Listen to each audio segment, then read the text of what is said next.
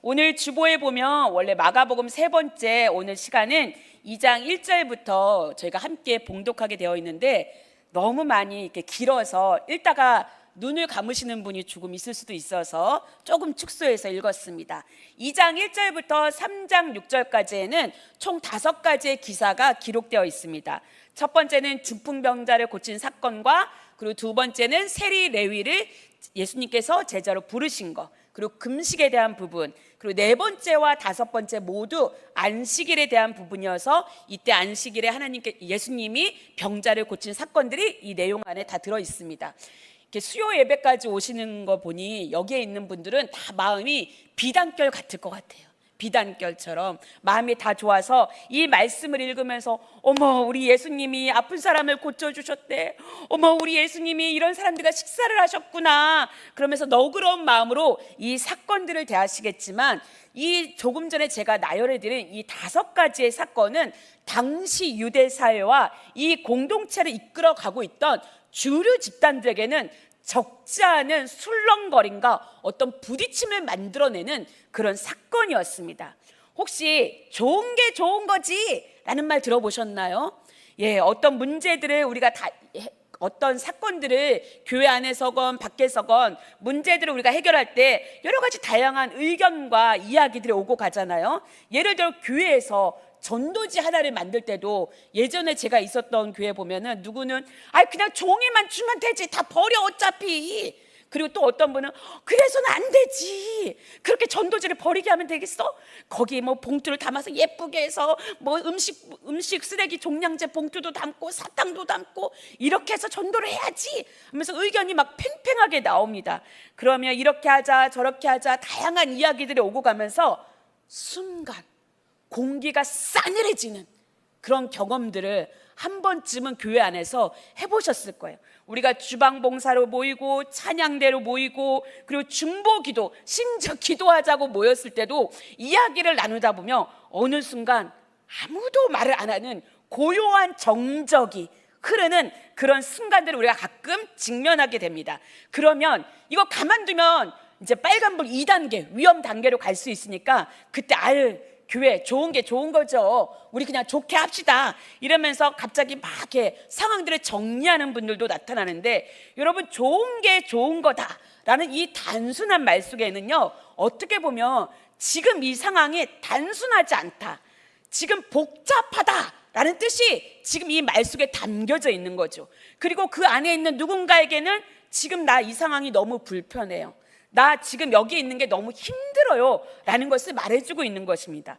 그러면 우리가 건강한 개봉중앙교회를 만들어 가는 데 있어서 누군가를 불편하게 만들다거나 또는 기분을 좋지 않도록 그런 일이 발생하지 않기 위해서 우리는 좋은 게 좋은 거다라는 이런 식으로 문제를 해결하는 것이, 그렇게 지향점을 찾아가는 것이 과연 우리 교회의 최선책이라고 할 수 있을까요? 만약 모두에게 좋은 게 좋은 거야, 교회는 최대한 시끄러운 소리가 나와서는 안 되는 거야, 그리고 문제를 너무 공론화시켜서 몇 사람이 알아서 문제 해결하게 하면 되는데 이거 너무 공론화시켜 키우면 말만 많아져, 그렇게 하면 안 돼, 좋은 게 좋은 거야 그렇게 라고 한다면, 오늘 우리가 이 본문에서 만나는 예수님은요 오히려 문제를 키우고 있습니다. 좋은 게 좋은 거야 하는 식으로 해결하고 있지 않다는 거예요. 우리 몇 구절 같이 함께 읽어보겠습니다. 2장 5절 말씀입니다. 같이 읽어보겠습니다. 시작. 그들의 믿음을 보시고 중풍병자에게 이르시다, 작은 자야 내 죄 사함을 받았느니라 하시니. 우리 17절 하반절 말씀도 같이 읽어보겠습니다. 17절 하반절입니다. 나는 의인을, 거기서부터 같이 시작. 나는 의인을 부르러 온 것이 아니요 죄인을 부르러 왔노라 하시니. 세 번째 문제적인 말씀입니다. 28절 같이 읽어보겠습니다. 시작. 이러므로 인자는 안식일에도 주인이니라. 여기에 보면 예수님이 문제를 지금 굉장히 키우고 있습니다. 내 죄 사함을 받았느니라, 죄인을 부르러 왔다, 인자는 안식일에도 주인이니라. 자, 여러분, 중풍병자가 누운 침상을 들쳐업고 이 예수님이 계시는 곳까지 찾아온 이 4명의 그 사람들과 그 침상에 누워있는 이 중풍병자가 가장 듣고 싶어 했던 말은 과연 무엇일까요? 예, 그렇죠. 내 병이 나았다, 일어나라, 걸어가라, 이 말을 가장 듣고 싶었을 거예요. 모두가 듣고 싶어하고 좋은 게 좋은 거라면 그 말씀을 가장 먼저 해주셔야만 했죠. 아니면은 우리가 읽었던 뇌 제사함에 받았느니라, 이런 논쟁이 될 것 같은 말씀은 굳이 할 필요가 없지요. 그러나 가장 듣고 싶어 했던 내 병이 나았다는 말씀은 모든 논쟁이 다 끝나고 난 다음에야 하십니다. 또한 28절에 인자는 안식일의 주인이다 라는 이 말씀의 그 전의 상황들을 보며 안식일에 예수님과 제자들이 밀밭 사이를 지나가는데 제자들이 그냥 지나가지 않아요. 23절에 보면 이삭을 먹습니다. 그런데 이 이삭을 먹으려면요, 약간의 노동이 필요합니다. 이삭을 먼저 따서, 그리고 그 딴 이삭을 손으로 이렇게 비벼서, 그 다음에 거기 껍질이 있으니까 입으로 후후 불어서 껍질을 다 날려서 먹어야만 해요. 하지만 예수님 주위에는 언제나 마치 공중에 떠있는 드론처럼 늘 두 눈 크게 부릅뜨고 예수님을 지켜보는 정찰대가 있었습니다. 그러면 길 가기 전에 제자들이, 어린아이들도 지금 아니잖아요, 다 큰 어른들이니까 예수님이 미리 좀 당부해서 괜히 불필요한 논쟁 만들지 않도록 너희 행동 조심해야 된다, 이런 주의 정도는 예수님이 주실 수 있지 않으셨을까요? 그걸 안 해서 제자들이 불필요한 상을 만들어냄으로 인해 스승인 예수님을 욕되게 하고, 거기에다가 예수님께 제자들의 행동의 미숙함과 지금 율법을 범하고 있다라고 알려주는 그 바리새인들을 향해서 예수님이 정말 이 바리새인들이 받아들이기 힘든 말을 하죠. 인자는 안식일의 주인이다. 여러분, 바리새인들, 이 사람들이 누구죠? 바리새인들. 사도 바울이 자신이 그리스도를 만나기 전까지 나에게 자랑할 만한 것이 이런 것이 있어 하고 나열할 때 그 중에 하나가 바리새인 중에 바리새인이다 라고 그가 말할 정도로 그가 꼽는 우월감 중에 하나였습니다. 바리새인, 이들은 사두개파나 또 에세네파와 함께 유대 사회를 형성하고 있던 3대 계파 중에 하나였어요. 그런데 에세네파 중에 우리가 대표적 지도자라고 하면 지난주에 우리 한희주 목사님을 들었던 세례 요한이 그 에세네파의 대표적인 사람들이죠. 그렇지만 에세네파는 현실을 살고 있는 이 사회와는 깊숙이 연결되어 있지는 않았습니다. 왜냐하면 이들은 유대 광야를 중심으로, 이 사회가 아니라 유대 광야를 중심으로 그곳에 뭉쳐서 엄격한 규율을 지키면서 금욕적인 생활을 했기 때문에 현실의 삶과는 거리가 조금 있었어요. 그러나 사두개파와 바리새파는 아니었습니다. 이들은 유대사회와 굉장히 밀접하게 연관되어서 어떻게 하면 이 유대사회를 계속 잘 지켜나갈 수 있는가, 그러면서 이거를 굉장히 중요하게 여겨서 토라, 그 율법과 미시나라고 불리는 그 구존율법을 중심으로 하나하나 백성들에게 우리는 이렇게 살아야 돼, 우리는 이렇게 우리의 정체성은 이거야 라고 알려주었고 제시해 주었고, 반대로 이 제시된 것을 제대로 지키지 못하면 이 사람들은 우리 유대 공동체를 해치는 사람이야. 우리 사회를 굉장히 위험하게 흔드는 사람들이기 때문에 이 사람들은 가만둬서 안 돼. 법적인 제재를 가해야만 돼. 그러면서 아주 강력한 법적 제재를 가했습니다. 특별히 바리새인들은요, 율법주의라 불릴 정도로 율법에 적힌 것은 완벽할 정도로 지키려고 하는 사람들이었어요. 그러니 사도 바울이 바리새인 중에 내가 바리새인이다 라고 자신을 소개하는 이 말 속에는 나는 아주 완벽할 정도로 율법을 지키며 살았다 라는 그것을 말하고 있는 거죠. 그런데 안식일, 지금 오늘 우리가 읽었던 말씀에 이 논란이 되고 있는 이 안식일은 어떻게 지켜야 했냐면, 출애굽기 20장에 보면 우리가 잘 알고 있듯이 안식일에는 무엇을 해서는 안 됐죠? 예, 일을 해서는 안 됐습니다. 그리고 바벨론 포로기 이후에는 조금 더 강화가 되는데 안식일 규정을 더욱 구체적으로 발전시켜요. 그래서 느헤미야 13장에 보면은 안식일에는 장사하거나 물건을 사고 파는 경제적 활동을 금하라 라고 나와 있습니다. 그리고 여기서 더 나가서 이사야 58장에는 안식일에는 자신을 위한 오락을 금할 것을 말하고 있습니다. 그러니 우리가 안식일에 맛있는 식당을 가면 이거 굉장한 죄가 되는 거예요. 엄청나게. 이후부터 안식일에는 단순히 노동만 금지되는 것이 아니라 상업, 여행, 오락까지 통제하는 방법으로 안식일에 대한 게 확장이 되었어요. 그리고 시간이 지나면서 바리새인과 랍비들에 의해서 안식일을 더 잘 지켜야 된다, 더 세심하게 꼼꼼히 지켜야 된다라는 움직임이 강화되면서 안식일에 해서는 안 되는 39가지 노동 목록이 만들어졌다고 해요. 39가지. 와, 정말 대단하죠. 안식일을 아무것도 해서는 안 되는 거예요. 여기에 뭐가 있냐면 씨 뿌리기, 갈기, 거두기, 씨 빻는 게 금지가 되어 있어요. 그런데 지금 예수님의 제자들이 씨를 거뒀잖아요, 땄잖아요. 거기에 이렇게까지 빻기까지 했잖아요. 그러니까 이 사람들이 지금 엄청나게 안식일을 지금 범한 거죠. 그러니 바리새인들이 오케이, 딱 걸렸어, 내가 지금 너희 지켜보고 있는데 오케이, 잘 됐어 하고 예수님한테 이 사람들 지금 심각한 범죄 저질렀잖아, 우리 공동체를 지금 위험에 빠뜨렸잖아 라고 말하는데 예수님이 그 바리새인들의 말을 그래, 너희 말이 맞아, 이렇게 해서는 안 되는 거지, 이렇게 하고 수용하는 게 아니라 오히려 인자는 안식일의 주인이라 라고 말하니까 바리새인들이 어떻게 됩니까? 뒷목 잡는 거예요. 지금 완전히 이제 뒷목 잡고 쓰러지는 상황이 되는 거죠. 그런데 연이어 회당에서 안식일과 관련된 또 하나의 사건이 3장 1절부터 나오고 있습니다.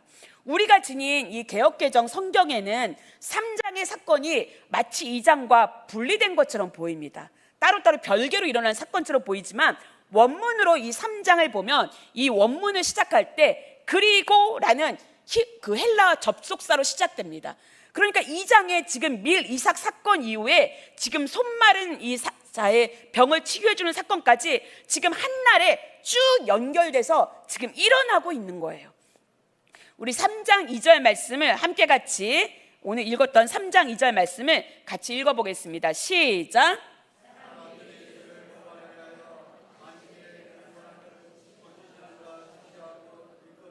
예, 여기에 보면 예수를 고발하려 하여 안식일에 그 사람을 고치시는가 주시하고 있거늘. 주시한다. 지금 분위기가 어떤지 느껴지시죠? 예, 지금 안식일은 뭐 하는 날입니까? 이 사람들은 회당에 왜 온 거예요? 회당에 와서 뭘 하려고 온 거예요? 하나님을 예배해야 되는 거죠. 나 일주일 동안 이렇게 살았는데 하나님, 안식일에 그렇군요, 이렇게 해야 되는데 하나님 없어요. 지금 예수님만 주시하는 거예요.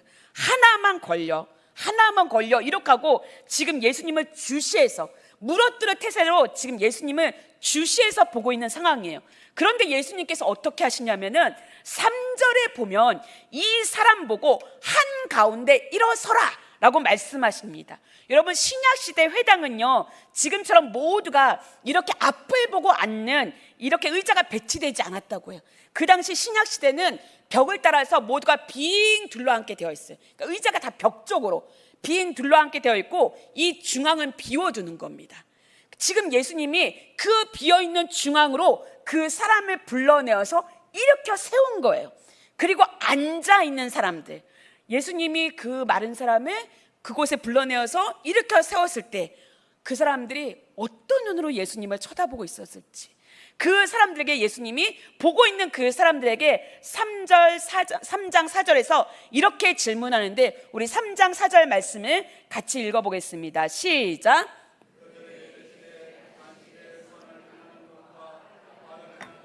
생명을 구하는 것과 죽이는 것 어느 것이 옳으냐 하시니 그들이 잠잠하거늘. 예수님이 던진 이 질문의 답을 누가 모르겠어요.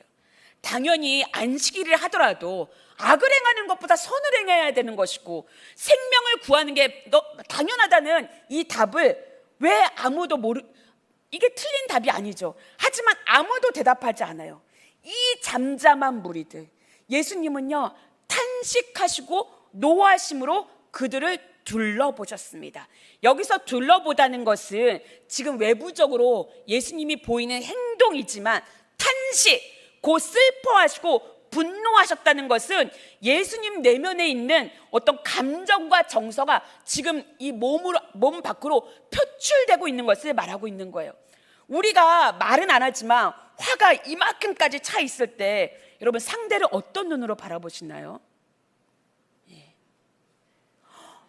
나를 화내게서 너무너무 좋아요. 당신이 나의 연약함을 알려주시는군요. 막 이런 사랑스러운 눈으로 바라볼 수는 없잖아요. 저희 아이가 요즘에 이제 사춘기에 그 문턱을 오고 가는 상황인데, 제가 야단을 칠 때 보면 거의 눈에 힘이 팍 들어가서 저를 불태울 기세로 보더라고요. 예, 저보다 얼마나 눈을 크게 뜨고 바라보는지 제가 약간 눌릴 때가 있습니다. 예수님이 착하고 순박한 눈으로 거기에 있는 사람들을 둘러보지 않았죠. 유대 사회의 그 주류인 집단과 그리고 소시민에 불과한 예수님의 팽팽하게 맞서는 그 상황에서 주류의 분위기를 보느라, 이 바리새인들과 그 주류의 분위기를 보느라 이 쉬운 질문에 답조차 하지 못하는 그 눌린 사람들 향해서 예수님은 첫 번째 연민의 마음, 불쌍히 여기는 마음으로 그들을 바라보셨어요. 또 한편으로는 이 사람들을 향한 사랑과 긍휼은 요만큼도 없고, 이 사람들의 삶이 어떻게 되든 말든 율법과 규율로 사람들을 꽁꽁 묶어서 주류 집단을 향해서 정말 살아가지 못하게 만들어 그들의 삶을 묶어버리는 그 주류 집단을 향해서 예수님은 두 눈에서 지금 온몸이 분노가 온몸으로 뿜어나오고 있었던 것입니다. 그런데 여러분, 굳이 이렇게 분위기가 살벌하게까지 하면서까지 안식일에 이 손 마른 사람을 고칠 필요가 있었을까요? 제가 이 본문을 묵상하면서 아니 뭐 이렇게까지 분위기 살벌하게 하면서 선한 일을 행할 필요 있을까? 나라면 그렇게 하고 싶지 않을 것 같은데 막 이런 생각이 들었어요. 또 꼭 오늘이 아니고 내일 고쳐준다고 해도 크게 무리가 없을 것 같아요. 왜냐하면 이 손 마른 병은 오늘날로 하면 신경마비나 근육 위축에 가까운 장애로 한쪽이 마비되어 사용하지 못하는 병이라고 해요. 장애에 가까운 병이에요. 하루 지난다고 해서 지금 이 사람의 생명에 지장이 있는 그런 병이 아니에요. 그리고 심지어 이 손 마른 사람이 예수님을 보고 달려와서 예수님, 저의 손 좀 고쳐주세요 이렇게 부탁한 상황도 아니었어요. 이 손 마른 사람은 이날이 안식일이었기 때문에 전통과 규례에 따라서 그냥 회당을 찾아 나온 거예요. 그런데 예수님이 이 사람을 가운데 세우고 그의 손을 고침으로 인해 예수님이 가운데 세우고 그의 손을 고침으로 인해서 이 분노한 주류 집단이 어떤 행동을 취하는지 우리 6절 말씀을 같이 읽어보겠습니다. 시작. 나가서 곧 헤롯 땅과 함께 어떻게 하여 예수를 죽일까 의논하니라. 여기에 보면 바리새인과 헤롯 땅이 예수를 죽일 방법을 모의하기 시작했다라고 나옵니다. 이 장면은요 굉장히 이례적인 장면이에요. 왜냐하면 바리새인들은 로마나 헤롯 왕족과의 타협을 최소화하려고 합니다. 거의 적대시해요. 왜냐하면 이 바리새인들은 우리 이스라엘 종교적 순수성, 민족성, 정체성을 지키려는 집단입니다. 반면에 이 헤롯 땅은 로마 권력과 탁 붙어서 이 정치적인 안정을 우선시하는 친로마적 집단이 헤롯 땅이었습니다. 서로 적대적인 관계였는데 예수님을 죽이는 데 있어서 이들은 아주 자연스럽게 동맹 관계를 형성했다는 거예요. 예수님은 자신이 이 땅에 왜 오셨는지를 아주 분명히 알고 계셨어요. 중풍병자의 병만 고쳐도 되었고 손 마른 사람의 이 장애를 굳이 내일 고쳐도 아무 문제 없었고, 그리고 예수님의 체면을 위해서 밀밭 사이를 지날 때 제자들에게 당부의 말을 미리 할 수 있었음에도 불구하고 자신이 이 땅에 온 목적과 그 존재 이유를 너무나 잘 아셨기 때문에 좋은 게 좋은 거야 라는 식으로 해결하지 않고 오히려 불편하고 어색한 상황, 심지어 자신의 생명이 위험에 노출되기까지 새롭게 길을 여셨습니다. 이렇게 하신 이유는 하나님이 지닌 권세가 무엇인지 그 길을 보여주기 위함이었습니다. 유대 사회의 주류 집단이 행사하던 권세는 너는 죄인이야, 너 잘못했어, 너 이렇게 율법을 지키지 않았잖아. 사람들을 위축하게 하는 그런 권세였어요. 죄라는 덕수로 묶어버리고 오히려 주류 집단을 더 특별하고 돋보이게 하는 그런 권세였습니다. 그러나 주님은, 하나님의 권세는 우리를 죄인으로 규정짓는 권세가 아니라 오히려 죄를 사하는 권세가 있음을 알려주셨습니다.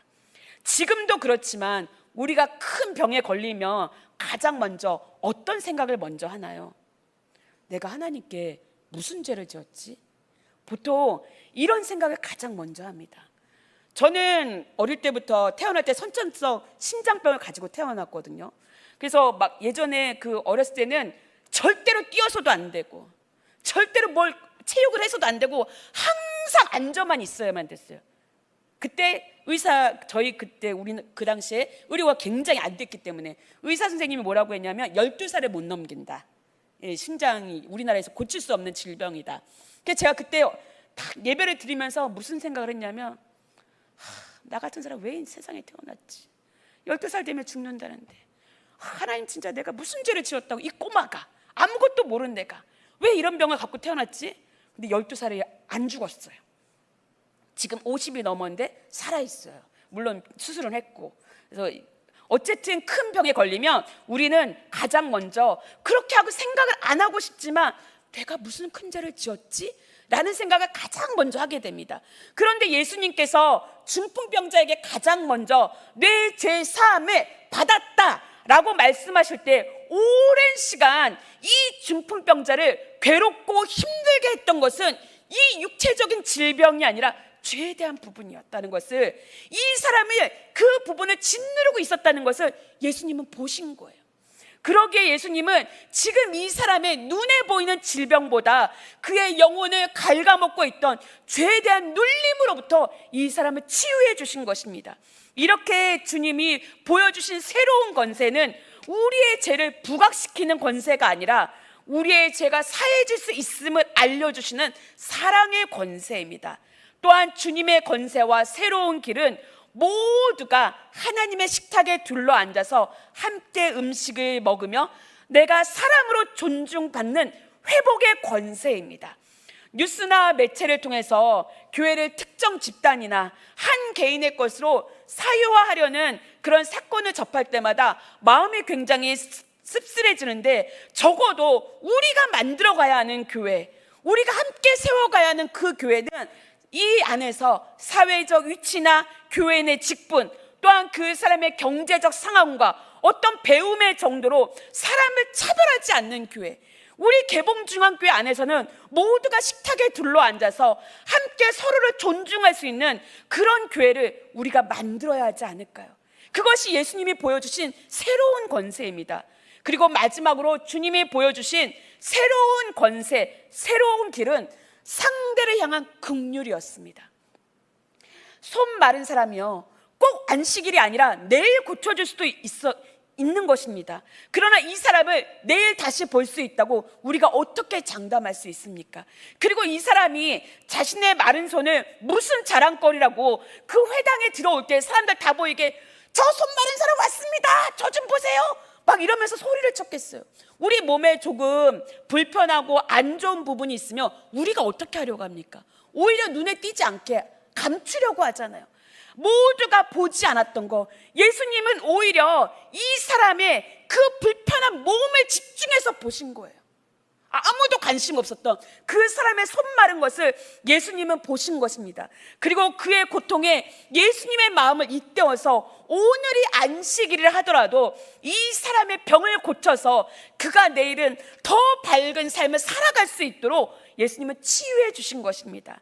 또한 제자들은 예수님과 동고동락했기 때문에 예수님이 조금이라도 자신의 그 체면과 입장을 중요하게 여겼다면 제자들에게 사전에 언지를 줘서 주의를 요청했겠지만, 주님은요, 제자들의 배고픔을 더 불쌍하게 보셨습니다. 나의 체면이 아니라, 내 입장이 아니라 제자들의 불쌍함을 더 제자들의 배고픔을 더 불쌍히 여기신 거예요. 당연히 제자들의 이 행동의 결과로 자신이 비난을 받을 수 있고 어떻게 될 거라는 걸 주님은 아셨음에도 불구하고 이 배고픔이 채워지는 것, 그것을 더 우위에 두셨기 때문에 밀 이삭을 까서 그것을 먹는 제자들 향해서 예수님은 아무 말씀을 안 하신 것입니다. 올해 우리 교회 표가 하나님이 기뻐하시는 교회, 그리고 하나님을 기쁘시게 하는 교회인데, 이런 교회가 되기 위해서 우리는 우리가 가진 권세, 우리가 가진 권위, 우리의 입장, 우리의 어떤 자리를 내려놓을 수 있어야만 됩니다. 주님은 하나님의 새로운 권세, 새로운 길을 알려주시는 데 있어서 자신을 온전히 다 내려놓으심으로 인해서 우리가 이 은혜를 함께 누릴 수 있는 것입니다. 교회를 나의 힘을 태우고 내 입장을 강화하고 사유화하는 그 어리석음에 우리가 빠지지 않도록 우리도 삼가 주의하면서 그리스도가 보여주신 이 제자의 길을 잘 따라갈 수 있는 우리 모두가 될 수 있기를 기도드립니다. 함께 같이 기도하겠습니다.